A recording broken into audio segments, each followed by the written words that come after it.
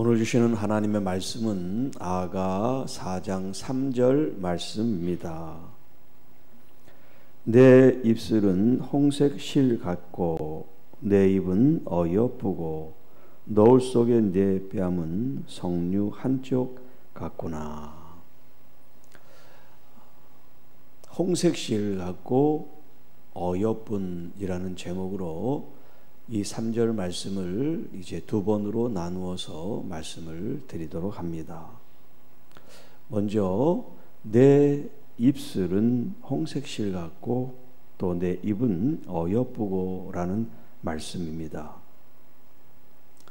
1절부터 계속해서 이 신랑은 신부의 아름다움을 지금 노래하고 있습니다. 특별히 이제 그 이목구비를 가지고 얘기를 하죠. 지난 시간에는 이제 그 치아에 대한 말씀을 했는데 오늘은 입술과 입에 대한 말씀을 하고 있습니다. 자, 여기 입술은 홍색 실 같다. 그냥 표면적으로 보면 우리의 입술이 이제 붉은 색을 띠고 있다라는 표현이 되겠습니다. 그리고 그 입은 어여쁘다. 우리가 이 아가서를 하면서 어여쁘다는 표현을 여러 번 우리가 접했습니다. 자, 그 입은 아름답다, 어여쁘다, 곱다, 좋다, 이제 그런 표현이 되겠죠. 자, 여기 이제 홍색 실 같은 입술이 되겠습니다. 이스라엘 사람들에게 이 홍색 실은 굉장히 큰 의미를 지니고 있는 색깔입니다. 그래서 하나님께서 이제 성전 이전에 성막을 만들라고 하실 때 그 성막을 만드는 재료 가운데 하나의 색깔이 바로 이 홍색이었다고 하는 겁니다. 그래서 출애굽기 26장 1절에 보면 너는 성막을 만들되 가늘게 꼰 배실과 청색, 자색, 홍색 실로 그룹을 정교하게 수놓은 10폭의 휘장을 만들라. 휘장을 만들라. 그 휘장을 만들 때 여기 4가지 색이 들어가는데 여기 가늘게 꼰 배실은 이제 흰색을 의미합니다. 그리고 청색, 자색, 홍색 이 4가지 색깔로 휘장을 만드는 거예요. 휘장은 뭡니까? 성소와 지성소를 구별하는 이제 우리가 보통 커튼이라 그러죠. 그것을 이제 휘장이라 그러는데 그 휘장을 이 4가지 색을 아주 공교하게 정교하게 아름답게 수를 놓으라는 거예요. 그룹을 이제 정교하게 수놓는 10폭의 휘장을 만들라. 또 다른 본문에 보면 그 성막을 덮는 덮개가 있어요. 4개의 덮개가 있는데 그 덮개를 이제 만들 때도 이 4가지 실을 가지고 만든 덮개를 이 성막을 덮는 이제 말씀이 나오고요. 그 다음에 이제 28장에 이제 제사장의 옷을 만드는 이야기가 쭉 나올 때 그 에봇을 짜는 법에 대해서 이제 28장 8절에 이렇게 나와 있어요. 에봇 위에 매는 띠는, 그러니까 에봇이라고 하는 것은 제사장이 특별히 입는 이제 옷을 말하는데 그 옷 위에 에봇 위에 매는 띠는 에봇 짜는 법으로 금실과 청색, 자색, 홍색 실과 가늘게 꼰 배실로 에봇에 정교하게 붙여 짤지며. 자, 그리고 또 이제 홍패라는 게 나와요. 가슴에 붙이는 거. 그 홍패를 붙이는 거에도 너는 판결 홍패를 에봇 짜는 방법으로 금실과 청색, 자색, 홍색 실과 가늘게 꼰 배실로 정교하게 짜서 만들되. 자, 이 외에도 이 홍색이라는 이 색깔을 집어넣는 게 이제 여러 표현에 나와요. 자, 그러면 이 홍색 실이 무엇을 의미하느냐는 거겠죠. 자, 이스라엘 백성들이 이제 광야 생활을 마치고 이제 그 가나안 땅에 정복 전쟁을 하기 전에 가장 먼저 공략해야 될 성이 여리고 성이에요. 그래서 이스라엘 백성들이 여리고 성에 정탐꾼을 보내게 됩니다. 그 정탐꾼을 보내는 이야기 속에서 붉은 줄이 나와요. 붉은 줄. 그 여리고 성의 왕이 이제 정탐꾼이 온 걸 알고 그를 잡으려고 그럴 때 여기 라합이라고 하는 기생 라합이 그 두 사람을 숨겨줍니다. 그러면서 약조를 받아요. 당신들이 우리 성에 쳐들어올 때 나와 식소를 좀 보호해 주세요. 내가 지금 당신들을 보호한 그 대가를 좀 지불해 달라는 거예요. 그래서 그 징표로 붉은 줄을 창밖에 들이우게 해요. 그래서 여호수아가 이제 점령을 다 할 때 그 붉은 줄을 한 그 집에 누구든지 그 집에 온 사람은 절대 안전하게 할 수 있도록 부탁을 하지요. 자, 그 이야기가 이제 붉은 줄, 여기 이제 홍색실에 그 의미가 담겨 있어요. 자, 더 구체적으로는 이스라엘 백성들이 광야에 430년 동안 노예 아닌 노예 생활을 하고 있었을 때 모세를 통해서 하나님께서 이스라엘 백성들을 구원하는 결정적인 이제 방법이 10가지 재앙 중에 마지막 재앙, 장자를 하나님이 지시는 그 장면이 나올 때 하나님께서 죽음의 사자들을 이 애굽 땅에 보내는데 이 애굽 땅에서 이스라엘 사람들의 집은 통과하고 뛰어넘고 그리고 애굽 사람들의 집에 들어가서 장자를 죽이는 그 역사를 이룰 때 그 죽음의 사자가 뛰어넘는 근거가 뭐냐면 이제 그 출입구에 피가 발라져 있는 집은 뛰어넘었다는 거예요. 뛰어넘었다는 것이 패스오버, 유월이란 뜻이에요. 뛰어넘었다. 그래서 유월절이 된 거예요. 그러니까 이 유월절의 핵심이 뭐냐면 바로 어린 양의 피예요. 피가 그 집에 설주와 그 인방 출입구에 피가 묻어 있으면 구원이 받고 피가 없는 집에 들어가서 이제 장자를 죽이는 그 일이 있었단 말이에요. 자, 이렇게 이스라엘 백성들에게 이 홍색, 붉은 이 색은 무엇을 의미하면 바로 피를 의미하는 거예요. 피. 자, 그래서 이제 입술이 붉은 거 뭐냐면 건강하다는 뜻이에요. 이 입술이 뭐 꺼무티티하다든가 이 붉은 빛이 약하다든가 그러면 건강미가 없는 거예요. 그러니까 건강한 여성은 그 입술이 뭐 바르지 않아도 붉게 색이 나와야 된단 말이에요. 지금 이 술라미 여인은 뭐 입술을 칠했는지 안 했는지는 확실히 모르지만 그 입술이 이렇게 붉은 홍색 실과 같다는 그런 표현을 지금 하고 있는 거예요. 마치 피를 바른 것처럼. 그래서 우리가 이제 너무 붉게 이 립스틱을 칠하면 쥐 잡아 먹었냐 그런 얘기를 하잖아요. 피를 마치 바른 것처럼. 자, 이제 그런 뜻이 있는데 단순히 이 여자의 입술이 이렇게 건강기가 넘치게 홍색실 같은 표현만 했겠느냐라는 거예요. 자, 이 홍색실은 어린 양의 피라고 그랬죠. 이 어린 양의 피는 바로 예수 그리스도의 보혈을 의미하는 거란 말이에요. 그러니까 구약에 나와 있는 말씀들은 그 말씀 자체로도 의미가 있지만 더 분명하고 완전하고 온전한 의미 뭐냐면 예수 그리스도를 통해서 이제 구약을 봐야지 구약에 있는 의미들이 더 정확하게 온전하게 우리가 알 수가 있는 거예요.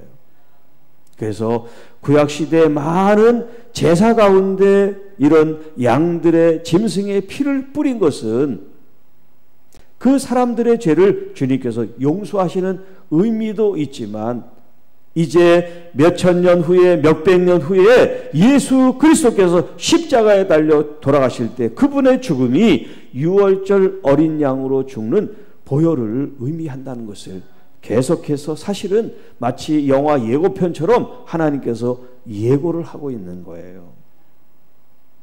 자, 그런 관점에서 너의 입술이 홍색실 같다라고 하는 이 의미가 뭐냐? 자, 입술은 이 입의 겉모습이잖아요. 그러니까 우리가 이제 어떤 집에 들어오는 출구, 입구가 그 붉은 어린 양의 피로 발라진 것처럼 사람의 입구가 바로 입이란 말이에요. 입술이란 말이에요. 그 입술이 보혈로 지금 칠해져 있다는 그런 의미가 되겠습니다. 자, 그러니까 단순히 이것은 우리의 육체의 입술이라고 하는 그런 의미보다 사람의 출입, 우리의 영혼의 출입을 지금 의미하는 거예요. 자, 그 출입이 뭘로 발라져 있어요? 어린 양의 보혈로 발려져 있어요. 어린 양의 보혈. 그 보혈로 말미암아 보호를 받는 거예요. 보호를 받는 거예요. 그 어린 양의 이 붉은 피로 말미암아 우리가 정결하게 된 거예요. 예수 그리스도의 보혈로 우리가 구원을 받은 것처럼 이제 우리의 삶은 주님께 헌신, 드려졌다는 거예요. 그래서 이 여인의 입이 어여쁠 수밖에 없는 것은 보혈로 말미암아 새로 거듭났기 때문에 이 여인의 입이 어여쁘다는 표현을 하고 있는 거예요. 자, 이 보혈로 발려져 있는 이 입술과 입은 이제 어떤 말을 할까요? 저주를 쏟아놓을까요? 미움과 시기 질투의 말을 할까요? 남을 음해하는 중상모략의 말을 할까요? 거짓말을 할까요? 여러분, 보혈이 발려져 있고 구원받고 거듭난 우리의 입술, 우리의 입은 성화됐어요. 그래서 축복과 저주를 한 입에서 낼 수 없다고 말씀하셨잖아요.